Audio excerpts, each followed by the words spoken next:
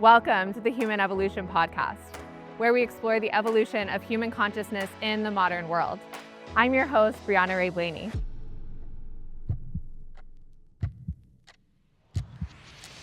Often today, we see leadership defined as having a certain title or managing a certain group of people.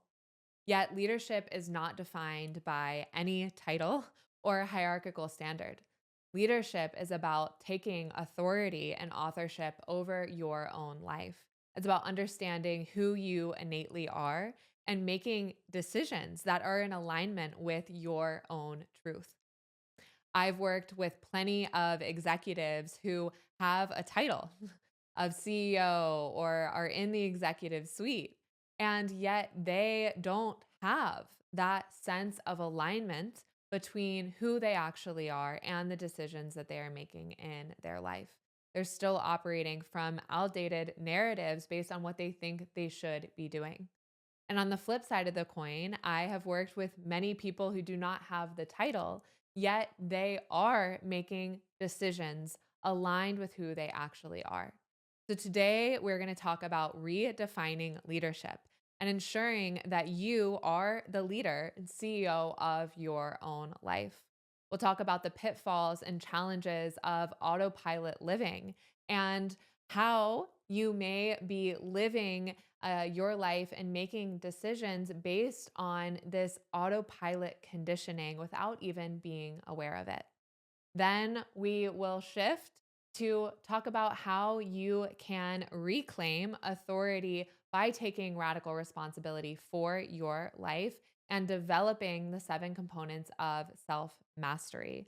And then I will leave you with 2 tangible tools to support you today in ensuring that you are creating conscious choice in your own life. Like we were sharing, leadership today has taken on a lens of being very hierarchical. And while there is much gravitas associated with those titles, we are witnessing so many disembodied leaders, right? There's disconnection between who they actually are and the decisions that they're making on a day-to-day basis. And true leadership really is about leading your own life from the inside out. As human beings, we are hardwired to repeat patterning that we are used to. The conditioning that we grow up with as a child, the families and homes that we are raised in, the behaviors that we repeat on a day-to-day basis, those become our default patterns. That becomes how we make decisions every single day of our lives.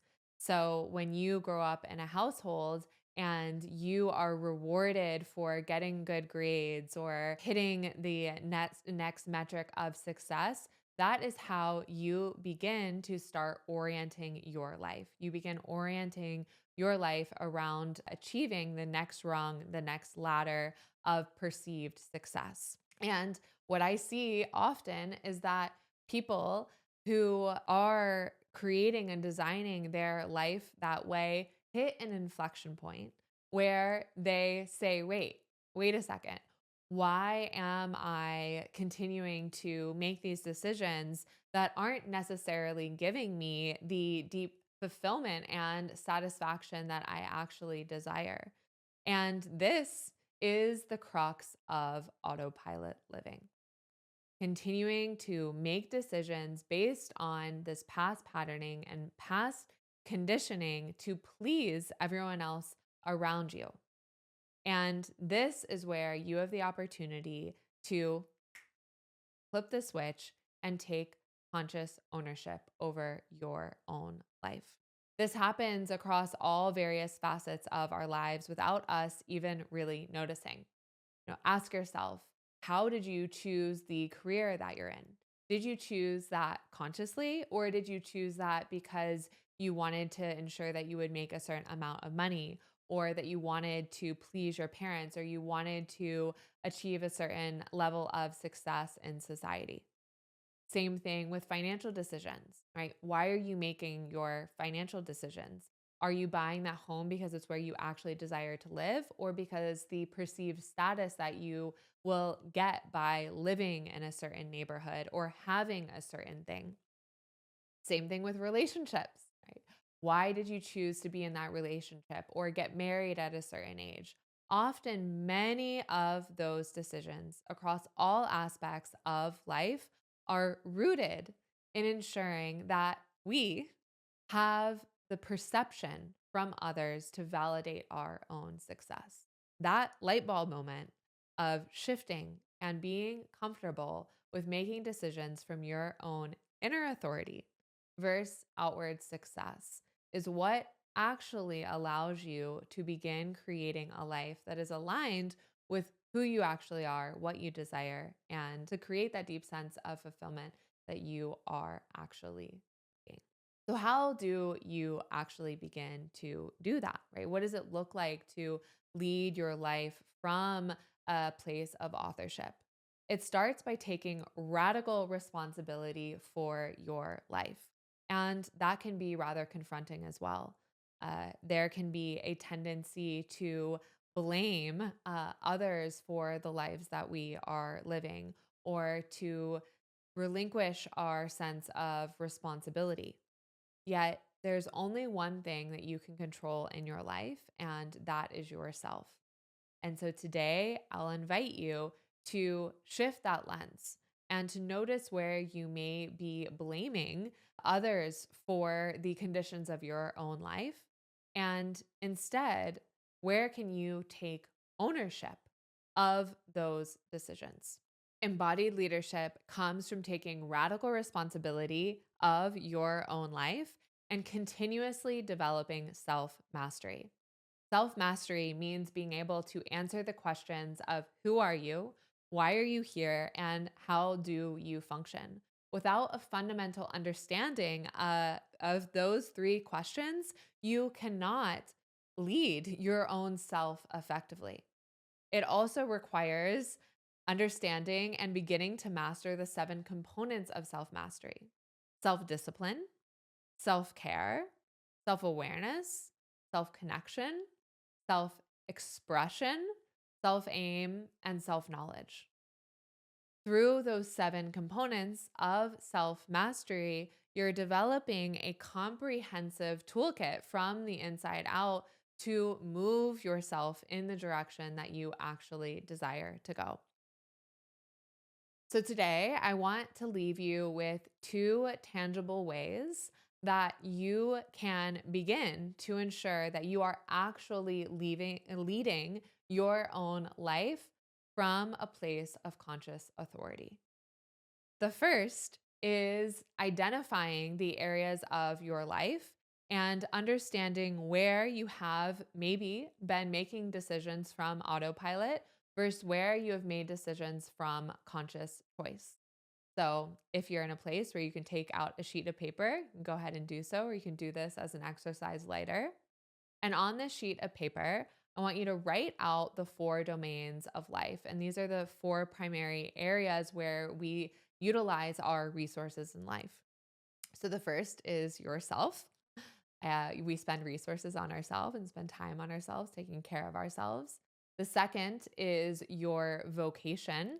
And this is where your career may fall, but this is really how you are contributing to society. The third are your relationships, and this includes relationships with your friends and families, partners, communities. And then the fourth is play. How are you utilizing your resources of just expressing yourself? What are you doing for fun? And in each of those categories, I want you to write down what your life actually looks like in the here and now, right? What are you doing to contribute to society? What relationships do you have in your life? And what are you actually doing to take care of yourself? Or how do you view yourself? What are you doing for fun? And then in each of those categories, I want you to go through and put a check mark by the ones that you consciously chose and a little X by the ones that you did not, that you chose based on what others thought that you should do or just on autopilot. Like you didn't even recognize that you really made that choice. By doing this, you'll begin to identify these areas of your life that you may want to look at, right? Or where there's opportunity to evolve your sense of leadership over your own life. When I've done this exercise for myself, this began to really illuminate the ways that I was relinquishing my own leadership, the ways that I was choosing to contribute to society in certain ways because I wanted to be viewed a certain way, right? Or the relationships and the friends and people I was choosing to spend my time around because I wanted to please others, versus these are actually people that I desire to deeply connect with. So, this exercise can be highly illuminating and also a bit confronting. The second thing that I'll invite you to do is to begin taking authority over micro decisions. It's really interesting to notice how often we will defer our decision making power, right? Someone might ask you, where do you want to go eat dinner? And your automatic response to that or reaction is whatever you want, wherever you want to go, whatever you want to do. And if that is you, and I know I have been in this place too, it's something actually I continuously work on. It is developing your ability to make a decision in the moment in those micro little choices, as simple as what do you want to do tonight or where do you want to go eat?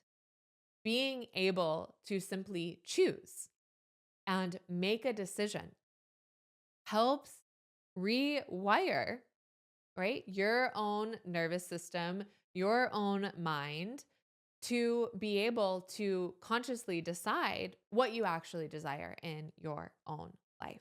Leadership is not something we achieve by gaining a certain title or status in society. It is something that we create by making decisions in alignment with who we actually are and consciously creating our life in a manner that expresses our fullest potential. I hope today you are walking away with a greater awareness of where you may be running on autopilot in certain areas of your life and how you can begin to reclaim decision making authority to be the CEO and leader across all aspects of your life. Thank you for being here with me today, and I'll see you soon.